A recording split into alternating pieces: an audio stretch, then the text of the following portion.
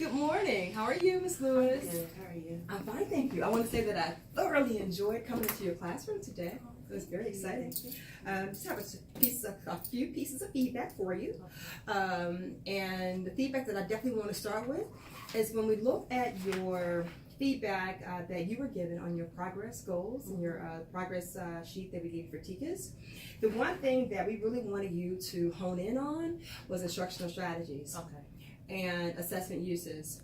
And the feedback that I have for you today is that I definitely see a big emphasis on instructional strategies as it relates to reading.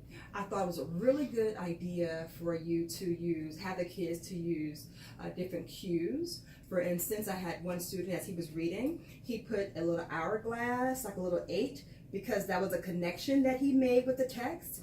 I saw another student putting a check mark in their writing passage because they understood what that meant. And I also had students with question marks.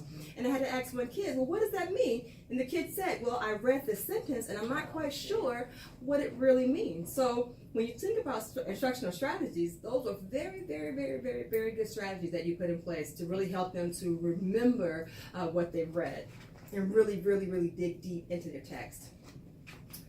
Other feedback that I would like to give you as it relates to instructional strategies, even though I thought that was very effective, I want you to be mindful of the students towards the back of the room because many of them were not engaged.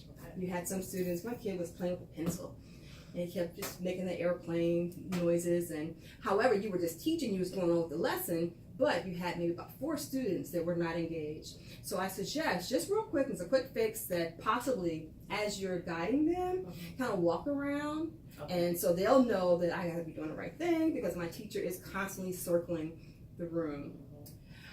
As it relates to assessment uses, I liked the way that you asked your students to look at their text, and for all the question marks that they had in their text, I thought was really good use that you had them to write out what specifically they did not understand on their sticky note, and as they left for the day, they put that sticky note on your parking lot.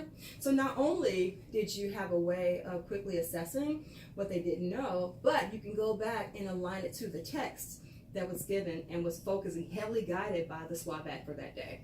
So I thought that was a really, really good way to assess whether or not your students understood. Now my question for you, as students put their tickets on the parking lot, what will happen on tomorrow? How will your groups look on tomorrow based on the feedback that they gave you regarding assessment uses? Yeah, well, I definitely use flexible grouping. So when I'm looking at what they didn't understand, I'm grouping them based on, oh, okay, well, Johnny didn't understand it, another student didn't understand it, I put them in there. And if the groups are really small, I may put another child in that group as well. If it's kind of similar, maybe they didn't understand the first question, and someone else didn't understand the second one.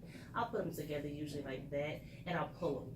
I'll pull that group first, and then I'll have my other kids working in their stations, and I'll make sure we go over those questions, and then I'll give them a chance to go back to see if, okay, now I understand it. And I have a little checklist for them, so I didn't get it, now I do, and they'll be able to fix that. And those are quick fixes, because again, with feedback, we want to make sure that when we give feedback that it's timely and it's things that you can fix right there. It's not this really big idea. Going back to instructional strategies, I like how you had your kids using the different cues based on whether or not they understood the text, whether or not they were making connections or unfamiliar words or highlighting things that were complex for them. What do you do for students who are struggling readers? Because I saw that many of your students were able to do that because they were able to read the complex text. But what about those students who are struggling readers? What do you do for them? Okay, I do a few things for them. I'll tell them to highlight the text, use a highlighter, yellow highlighter for things you don't understand, and they can go through, highlight what they don't know, and like I said, they'll have those stickies also, Mhm. and they can put the question marks. But if they can't even begin to read it, I try to differentiate by having another passage form that's still on the same topic. I keep those in the folder in the back as well. Oh, very good, very good. So they're still able to use the same cues, the same strategies that everyone else. On a However, different text. the text is different, the complexity is different. Yes. Well, that's awesome then. So again, you had this quick feedback that I want to give you and some quick fixes, and I think we're on our way. All right, I thank you so much. Thank you. Welcome.